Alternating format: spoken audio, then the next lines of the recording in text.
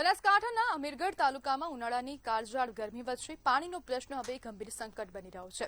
તાલુકાના અનેક લઘુ સિંચાઈ જળાશયોના તળિયા દેખાવા લાગતા ખેડૂતોમાં ભારે ચિંતા ફેલાઈ છે।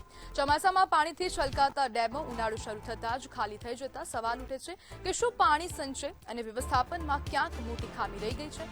પાણીની અછતના કારણે ખેતી પર સીધી અસર પડી રહી છે અને ઊભા પાક નિષ્ફળ જવાની ભીતિ ખેડૂતોને સતાવી રહી છે।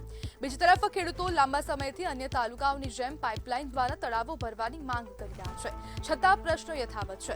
જો સમયસર પાણીની વ્યવસ્થા નહીં થાય તો માત્ર ખેતી જ નહીં પરંતુ પશુપાલન અને ગ્રામ્ય અર્થતંત્ર પર પણ ગંભીર અસર પડશે। તંત્ર સામે એક એવો પણ પ્રશ્ન ઉભો થાય છે અને તેમની કામગીરી પર શંકા પણ ઉભી કરે છે કે દર વર્ષે આવતી આ પાણીની સમસ્યાનું કાયમી ઉકેલ ક્યારે આવશે અને સ્થાનિક તંત્ર દ્વારા પાણીની વ્યવસ્થા શું કરવામાં આવી રહી છે તેવા પ્રશ્નો હવે ખેડૂતો પણ કરી રહ્યા છે। મંતવ્ય ન્યૂઝ પણ આ પ્રશ્ન કરી રહ્યો છે કારણ કે દર વર્ષનો આ પ્રશ્ન છે। દર વર્ષે જો આવી ગંભીર સમસ્યા સર્જાતી હોય છતાં પણ કેમ તંત્ર કામ નથી કરી રહ્યું તો હવે તેની કામગીરી પર પ્રશ્ન થવો અને શંકા જોવી એ સ્વાભાવિક વસ્તુ છે। છેલ્લા ઘણા સમયથી હવે પાઇપલાઇન દ્વારા જળાશયો ભરવા માટે ખેડૂતો માંગણી કરી રહ્યા છે। ખેડૂતો દર વર્ષે આવી રજૂઆત કરતા હોય છે છતાં પણ આંખ આડા કાન કરાતા હોય તેવા પ્રકારના આક્ષેપો પણ કરવામાં આવી રહ્યા છે અને દર વર્ષે પાણી સંકટ છતાં ઉકેલ કેમ નથી આવી રહ્યો તે પ્રશ્ન પણ હવે થઈ રહ્યો છે। જ્યારે પાણી વિના અમીરગઢના ખેડૂતો મુશ્કેલીમાં મુકાયા છે। છેલ્લા ઘણા સમયથી અમીરગઢના ખેડૂતોને હવે પોતાનું જે ખેતી છે, પોતાનું જે પાક છે તેને પાણી આપવામાં ક્યાંક ને ક્યાંક મુશ્કેલી આવી રહી છે। પાણી આવતું નથી, જે જળાશયો છે તેના જળ સ્તર હવે ખૂબ નીચા જઈ રહ્યા છે, તળિયા દેખાતા હોય તેવું સ્પષ્ટપણે લાગી રહ્યું છે। અને આજ બધે આપણી સાથે ચર્ચા કરવા માટે ખેડૂત આગેવાન માવજીભાઈ જોડાઈ ગયા છે। માવજીભાઈ, જિલ્લામાં જળાશય, જે જિલ્લાના જળાશયો છે તેમાં પાણીની અછત છે, શું કહેશો? બનાસકાંઠા જિલ્લો એ ખૂબ અલગ અલગ જગ્યાઓ અલગ અલગ રીતે ધરાવે છે। એમાં અમીરગઢ વિસ્તાર છે જેમાં 50 થી 60 ફૂટે પથ્થર આવે છે અને ત્યાં પર્વતીય વિસ્તારો છે।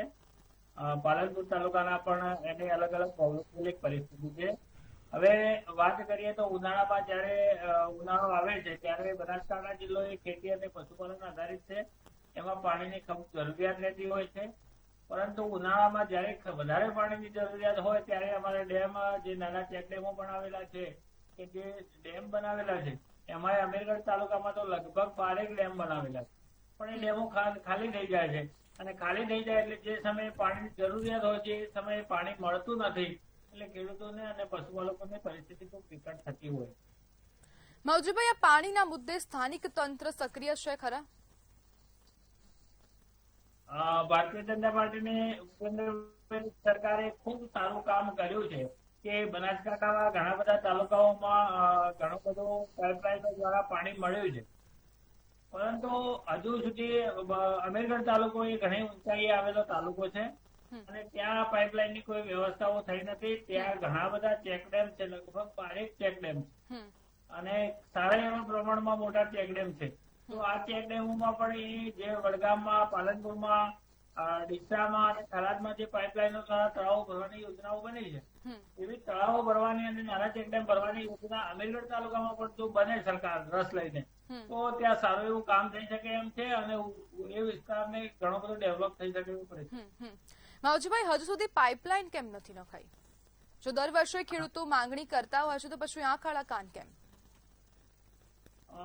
પાઇપલાઇન માટે ખેડૂતોએ તો પાલનપુર તાલુકામાં તો 2 આંદોલનો પણ ભારતીય સંઘિક કર્યા હતા અને એના પરિણામ ભાગરૂપે પાલનપુરમાં અને વડગામમાં કમાવત તળાવની પાઇપલાઇન મંજૂર થઈ છે અને અમીરગઢ તાલુકાના લોકોની પણ એ જ માંગણી છે કે અમારા પણ ત્યાં ચેક ડેમ, ધનપુરા ડેમ છે એ વિરમપુર જોડે આવેલો છે, દિવાણિયા ડેમ છે અમીરગઢ જોડે આવેલો છે, નીચલોબન ડેમ છે, કપાસિયા છે, ઢોલિયા છે, ઘણા બધા એવા ઝાંઝરવા, કરજા એ ડેમો અત્યારે ખાલી થયા છે। એ ડેમોમાં જો પાઇપલાઇન દ્વારા પાણી ભરવામાં આવે તો ઘણું મોટું કામ થઈ શકે એવું છે।